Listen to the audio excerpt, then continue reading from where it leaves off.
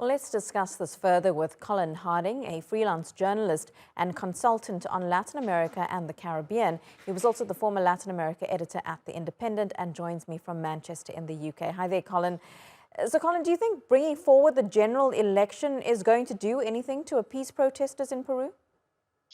Well, that very much remains to be seen. The president has sworn in a cabinet of non-political people, uh, technocrats, and for instance, the foreign minister is a diplomat, the minister of health is a doctor, and so on.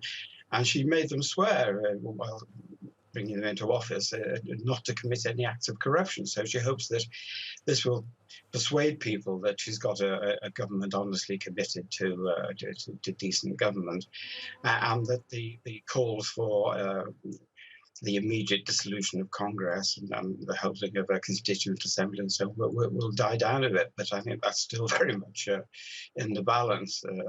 She hasn't got any political support, really. Literally, she's on her own.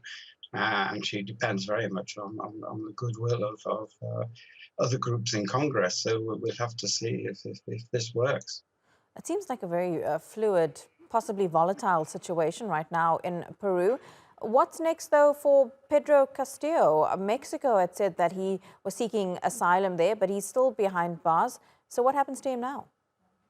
Well, good question. I wish I knew. That he's in a detention center on the outskirts of Lima, which is also where former President Alberto Fujimori is being held.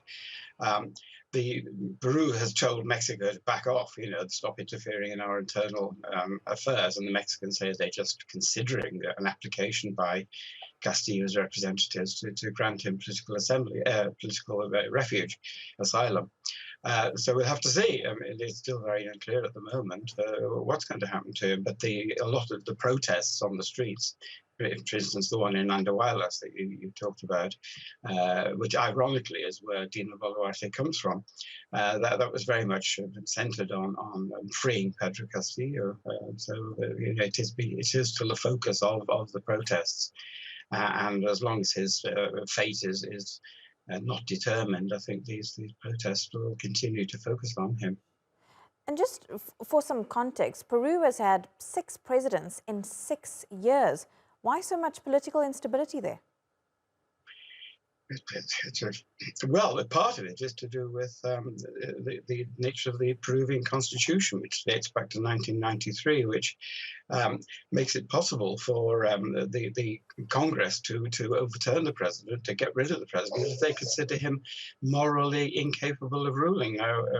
Moral capacity is something which is very subjective indeed, and this has meant that president after president has been found by hostile members of Congress to be morally incapable, and they voted him out. So one of the calls in the demands for a new constitution, for a constituent assembly to draw up a new charter, is that they do something about that, it's very unusual in Latin America.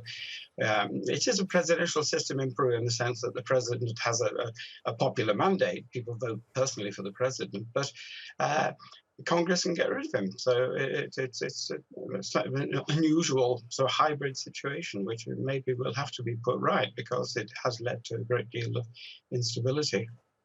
Colin Harding, thanks so much for unpacking all of that for us. The ongoing protests in Peru over President Pedro Castillo's arrest. Thanks, Colin.